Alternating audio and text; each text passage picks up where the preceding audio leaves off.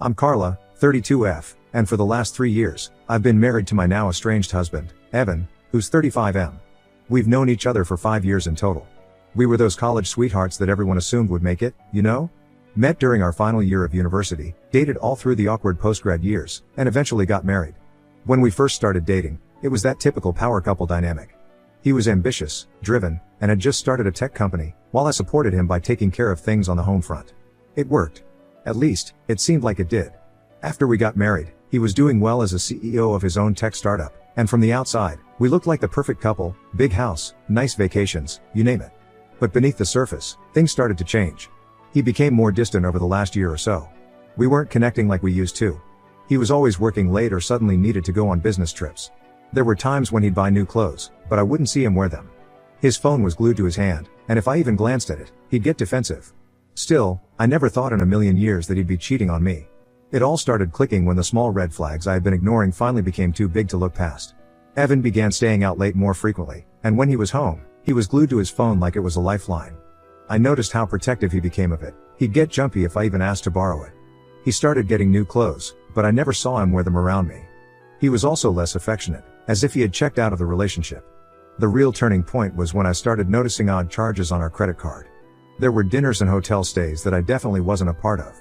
I kept asking myself if I was just being paranoid, but my gut was telling me something was wrong. Then one night, I grabbed his phone when he left it on the counter to take a shower, and what I found confirmed my worst fears. There were texts from a girl named Dana. She was 27 and worked as an intern at his company. Their conversations were sickeningly romantic, as if they were some young couple who had just started dating. The affair had been going on for 8 months. When I confronted him, he didn't even deny it. He had the nerve to tell me that our marriage had been failing for a while, and that he'd felt neglected. This was news to me. I thought everything was fine. Sure, we had the usual marital ups and downs, but who doesn't? He said he was confused and didn't know how to end things with her or with me. But at that point, I had no confusion. I knew exactly what I needed to do. I was furious, and most of all, humiliated. How could he do this to me after everything we'd been through? All the sacrifices I made for him, for his career, for us. I spent weeks between crying my eyes out and being so angry I couldn't even think straight. But I knew one thing. I wasn't going to let him get away with this. I started gathering every bit of evidence I could. Screenshots of his texts, credit card statements, even photos of him and Dana that I found online. I consulted with a divorce attorney who advised me to document everything, and I did. I wasn't going to make this easy for him. After everything I'd done for him, I deserved better than this. And then, I came up with the perfect plan. I wanted him to feel the weight of his actions, to experience the humiliation and shame he had put me through. I decided to throw a surprise anniversary party. Only the surprise wasn't going to be a celebration, it was going to be the exposure of his affair. I invited both of our families, along with some close friends, making it seem like I wanted to mark the occasion of our 3rd wedding anniversary in a special way. I can't lie, it felt a little twisted, but after everything, I didn't care anymore. He deserved to be exposed. The day of the anniversary party arrived, and the house was filled with people. My parents were there, his parents, our siblings, and some close friends who had seen us as the ideal couple. Everyone was mingling and talking, unaware of what I was going to do. Evan showed up, oblivious to what was going on, smiling and acting as if nothing was wrong. I felt sick just looking at him, but I kept my cool. When the time came, I made an announcement. I thanked everyone for coming and then said I had a surprise. At first, Evan looked confused but didn't say anything. That's when I pulled out my phone and connected it to the big screen in the living room. I started playing the screenshots of his messages with Dana, every flirty text, every plan for secret meetups. Evan's face turned white, and people began gasping. My mother started crying, and his parents looked like they didn't even know who he was anymore. Right on cue, guess who shows up? Yep, Dana herself walked in, thinking she was joining a happy celebration. When she realized what was happening, she froze. Evan just stood there, unable to say a word, as everyone stared at him in disbelief. I ended up by announcing that I was filing for divorce. I didn't cry, I didn't scream, I just calmly said I was done, and I walked out of my own house, leaving him there to deal with the aftermath and my parents. My sister, Alyssa, was waiting for me outside, ready to take me home. As soon as we left, I blocked Evan on everything, my phone, social media, email, you name it. After leaving the party, I moved in with my sister, Alyssa. The first thing I did the next morning was file for divorce, citing infidelity. I had all the evidence lined up, so there was no way he could weasel out of it. Evan, of course, freaked out when he realized I was serious. He tried calling and texting, but like I said, I had blocked him on everything. He even showed up at Alyssa's house a few times, begging to talk to me. I refused. There was nothing left to say. He tried to downplay the affair, saying it was a one-time mistake and that he'd been confused. But 8 months of sneaking around with some in turn isn't a mistake, it's a deliberate choice. I've already spoken with my lawyer, and we're moving forward with the divorce proceedings. He's contesting it now, of course, claiming that we can work through this and begging me to give him another chance. He even tried to tell me that his feelings for Dana weren't real, and that he had been going through some sort of midlife crisis. He swore up and down that he still loves me and wants to fix things, but I just don't see how that's possible. Honestly, I don't think I could ever look at him the same way again, much less trust him. I've made up my mind that I want out, but part of me is second guessing. I've invested so much into this relationship, into our life together, and I wonder if I'm making the right choice by walking away. Should I stick to my guns and finalize the divorce, or is there any chance at saving this marriage? Update 1. After the anniversary party, everything moved faster than I expected, and at the same time, it felt like I was stuck in slow motion. Evan tried to get in touch with me repeatedly, even showing up at Alyssa's place a few more times, but I refused to see him. I had made my decision, and I was sticking to it. I wasn't going to let him gaslight me into thinking this was just a one-time mistake or something we could easily move past. I pushed forward with the divorce as soon as possible. My lawyer was fantastic. She laid everything out for me and made sure I had all the evidence we needed to move things along. But, of course, Evan wasn't going to make it easy. He contested the divorce. He was dragging his feet, claiming he wanted to work things out and that he could change. Funny how someone who's been sneaking around behind my back for nearly a year suddenly wants to become husband of the year the moment he gets caught. Our biggest sticking point was, unsurprisingly, money. Evan's startup had taken off over the last couple of years, and though we had a decent prenup, the situation wasn't as straightforward as I had hoped. He tried to lowball me, offering me less than what I was entitled to, which wasn't surprising, but still hurt. It was like he was trying to punish me for exposing him. His lawyer kept delaying things, dragging the process out as much as possible, probably hoping I'd get exhausted and give up. But if there's one thing I've learned about myself, it's that I don't give up easily. His startup became the biggest point of contention. Evan claimed that because the company was his baby, I shouldn't have any claim to it. But I had supported him through all the tough times, emotionally and financially. I was there when he wasn't sure if it was going to succeed, and I was the one who encouraged him to keep going when things got tough. So yeah, I wanted my fair share, and I wasn't about to let him act like I hadn't played a part in his success. While the divorce was processing, word got out about the affair at his company. I'm not sure how it leaked, but I'd be lying if I said I wasn't a tiny bit satisfied. The news spread fast, and soon enough, people at work were whispering behind his back. It didn't take long for HR to get involved, especially when they found out Dana was an intern.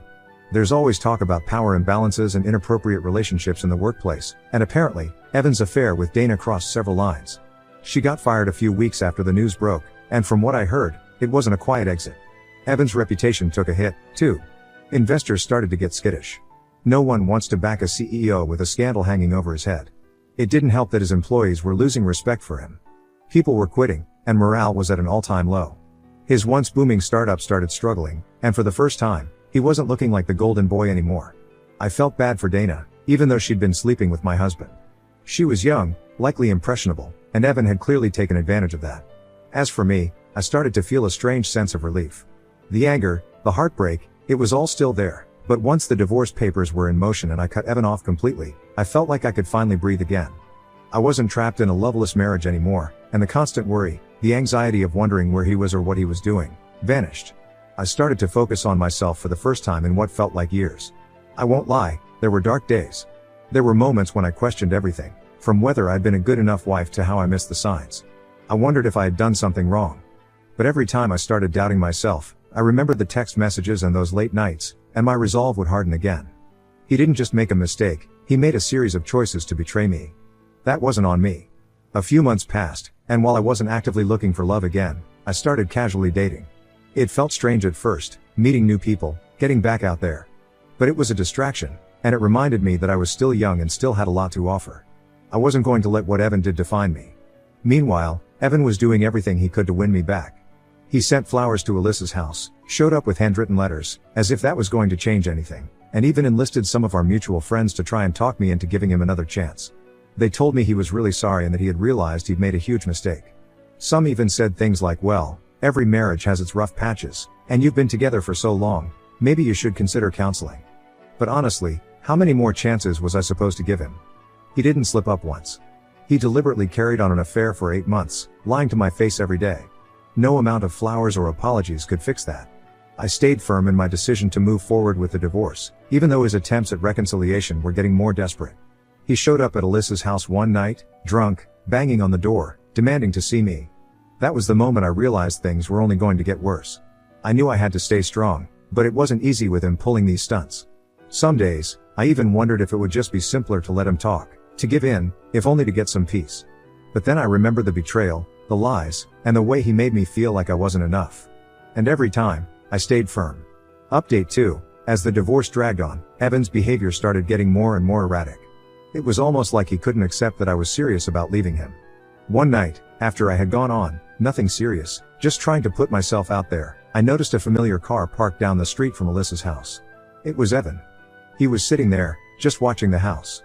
I was creeped out but tried to tell myself it was a coincidence. Maybe he was just passing by. But then it happened again. And again. He wasn't doing anything overtly threatening, but the fact that he was following me made me feel uneasy. I didn't want to involve the police just yet, but I was starting to think that might be my next step. Every time I went out, I couldn't help but glance over my shoulder, wondering if he was watching. It was exhausting, emotionally and mentally. I told Alyssa, and she was furious, but I just didn't know how to handle it at that point. The drunk dials were another fun addition to my life. Around midnight, like clockwork, my phone would start ringing. I had blocked him, but he found ways to call from different numbers, burner phones, maybe? I'm not sure. Each call was the same, him slurring through some apology or begging me to give him another chance. I never answered, and eventually, I just turned my phone off at night to get some peace. But it was clear to me that he wasn't letting go. Then came the threats. Not outright violent threats, but the kind of subtle ones that made you wonder if you were in actual danger. He'd leave voicemails saying things like, "If you keep this up, people are going to know things you don't want them to," or "I wouldn't want your little secrets to come out." What secrets? I've got nothing to hide. But the fact that he was even going there made me realize how unhinged he had become. I was furious that he thought he could manipulate me with fear, but more than that, I was just exhausted. Evan's parents got involved, too, which made things even messier. His mom called me one evening, trying to play the role of peacemaker. She said Evan was broken and that I should consider giving him another chance. She talked about how every marriage goes through hard times and that this affair didn't mean he didn't love me. She even had the nerve to suggest that maybe I hadn't been meeting his needs, which could have led him to seek comfort elsewhere. As if his cheating was somehow my fault. I shut that down immediately. I told her that no matter what issues we had in the marriage, nothing justified what he did. She kept pressing, though, saying things like, "You've invested so much time into this marriage, are you sure you want to throw it all away?" It wasn't lost on me that they were more concerned about their son's reputation and their family image than they were about my well-being. Then they started offering financial incentives for me to withdraw the divorce petition. Yes, you heard that right. They offered to take care of me if I agreed to stay with Evan. They said they'd buy me a new car, pay off any of my debts, which were mostly related to supporting Evan's business, by the way, and even hinted at a substantial gift that could set me up for life. Basically, they were trying to buy my silence and loyalty. My family, on the other hand, was having none of it. Alyssa told them off when they showed up at her house one day, trying to talk to me in person. My parents were livid, too, especially after hearing about Evan's creepy stalking behavior and the way his family was trying to manipulate me. They made it clear that they supported my decision 100% and that I should cut ties with him completely, no matter what. But one day Evan crashed a family event. We were celebrating my cousin's birthday, just a small, low-key gathering at my parents' house, and Evan showed up uninvited. I still don't know how he found out where I was, but there he was, standing at the door like some lost puppy. He was holding a bouquet of flowers and a giant balloon that said "I'm sorry." Like that was supposed to fix everything. My dad answered the door, and when he saw Evan, he nearly lost it. He told him to leave immediately, but Evan refused. He insisted on talking to me, saying he needed just 5 minutes to explain himself. By this point, the whole family had gathered around, and I could see the embarrassment on Evan's face.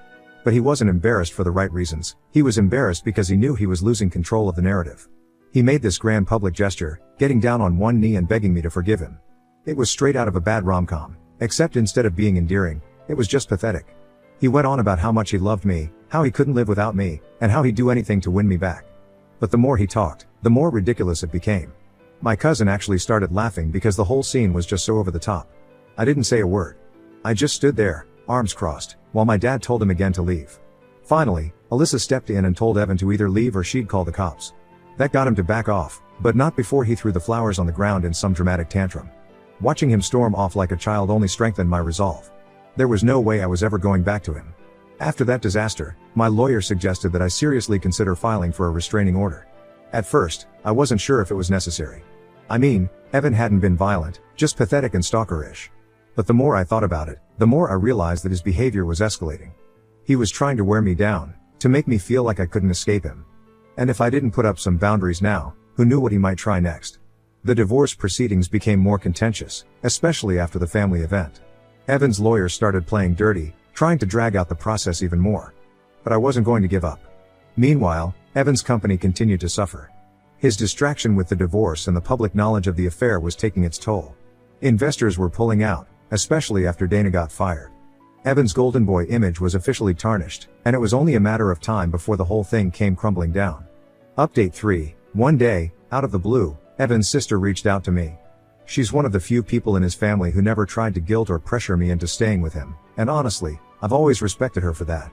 She told me she was worried about Evan. His drinking had gotten worse, and he was becoming more unstable.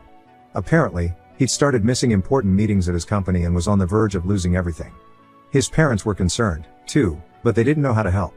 She asked if I would meet with him, just once, for closure, because she was afraid that he was going to do something even more reckless if I didn't.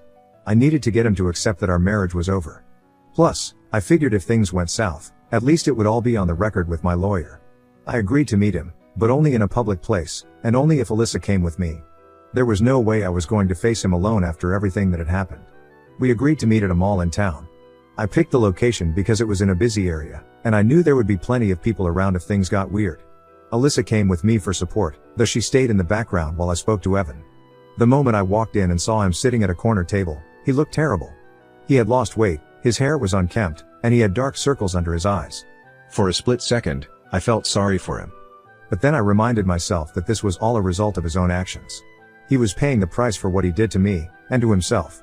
When I sat down, the first thing he did was apologize. Again. But this time, it felt different. He wasn't putting on a show like he had at the family event. He seemed genuinely broken. He begged for another chance, said that he had made the biggest mistake of his life, and that he didn't realize what he was losing until it was too late. He cried. Like, full-on sobbing in the middle. People were starting to stare, but I kept my composure. I had already seen this act before. Maybe the tears were real this time, but I wasn't moved by them. It was too late for that. I calmly told him that reconciliation was impossible. I explained that trust, once broken, couldn't be easily repaired, and in our case, it wasn't just broken, it was obliterated. I told him I wasn't the same person anymore, and frankly, I didn't want to be with someone who had shown me so little respect and love. He didn't take it well. His desperation turned into anger. He accused me of being heartless, of throwing away everything we'd built together. He said I was overreacting and that people make mistakes all the time. He even had the nerve to say that maybe this was partly my fault because I hadn't been as attentive in the last year. That's when Alyssa stepped in. Alyssa, who had been quietly watching from a nearby table, stormed over and cut him off mid-sentence. She didn't yell, but she told him that I didn't owe him anything, not another chance, not forgiveness, and definitely not a conversation where he could blame me for his mistakes. She reminded him that he was the one who cheated, he was the one who lied, and he was the one who lost everything because of his own choices. Evan broke down. He started crying again, but this time it wasn't the same performative sobbing as before. This was the kind of crying that comes from realizing that you've truly lost everything. He said he didn't know how to live without me, that he had taken me for granted, and that he hated himself for what he had done. He admitted that his affair with Dana wasn't even about love, it was about ego. He liked the attention, the excitement, the thrill of having someone younger fawn over him. He said he thought he could have both, me at home and his fling on the side. But now, standing in front of me, he realized how wrong he was. For the first time in this whole ordeal, it felt like Evan was actually taking responsibility for his actions. But even then, it didn't change anything for me. His apology, while genuine, didn't erase the pain or the betrayal. It was too little, too late. I told him that I accepted his apology, but that didn't mean I was going to change my mind. I made it clear that we were done, and there was no going back. I was moving on with my life, and he needed to do the same. Alyssa and I walked out of, and as we left, I saw him still sitting there, head in his hands, completely broken. After that, I blocked his number for good. I deleted all traces of him from my social media and changed my phone number. I didn't want any chance of him contacting me again. I was done. Update 4. After our last meeting, Evan finally stopped contesting the divorce. I think that mall conversation broke him in a way nothing else could. He finally realized that no amount of apologies or promises would fix what he destroyed. My lawyer and I were able to negotiate a fair settlement fairly quickly after that. In the end, I got what I deserved, no more, no less. I made sure that I wasn't being taken advantage of, but I also didn't want to drag things out unnecessarily. His company had been struggling ever since the affair became public knowledge. He ended up selling a large portion of it just to keep things afloat, and while he's still working there in some capacity, it's clear his reputation took a major hit. I heard from a mutual acquaintance that he's no longer the golden boy of the tech world that he used to be. Karma, I guess. The divorce was finalized about 6 months ago. We signed the papers in separate rooms, and when I left the lawyer's office, it felt like the weight of the world had finally been lifted off my shoulders. It was done. 3 years of marriage, and 5 years of my life, officially over on paper. Walking out of that office. After the divorce was finalized, I took some time for myself. I started traveling a bit, visiting places I had always wanted to see but never had the chance to, because Evan had been too busy or uninterested. But life has a funny way of moving forward when you're not even paying attention. A few months after the divorce, I met someone. His name is David, fake name, and he's the complete opposite of Evan. He's kind, supportive, and more importantly, trustworthy. We met through mutual friends at a small gathering, and things just clicked. At first, I was hesitant to jump into anything serious after everything I'd been through, but David was patient with me. He understood my hesitation and let me take things at my own pace. What surprised me the most about being with David was how easy it felt. There were no mind games, no hidden agendas, just two people enjoying each other's company and building something real. He didn't care about my past, didn't judge me for what had happened with Evan. He was just happy to be with me for who I am, and that was a refreshing change. As for Evan, well, I've heard bits and pieces about him from mutual acquaintances, but we haven't spoken since the day we finalized the divorce. Last I heard, he's still focused on his company, trying to rebuild his reputation. He's not in a relationship, as far as I know, and I doubt he'll be jumping into anything serious anytime soon. Maybe he's taking time to reflect, or maybe he's still chasing his old habits. I don't really care at this point. There was a part of me that used to wonder how he was doing, especially in the months right after the divorce. I'd catch myself thinking about what he was going through, if he regretted everything, if he missed me. But those thoughts are long gone. Now, he's just a part of my past, a lesson in what I will never tolerate again. I don't feel anger toward him anymore. I just feel nothing. And honestly, that's the best feeling in the world. Now, I'm excited for the future. I'm excited to build a life with David and to continue growing into the person I was always meant to be. And if there's one thing I've learned through all of this, it's that happiness isn't something you wait for, it's something you create for yourself.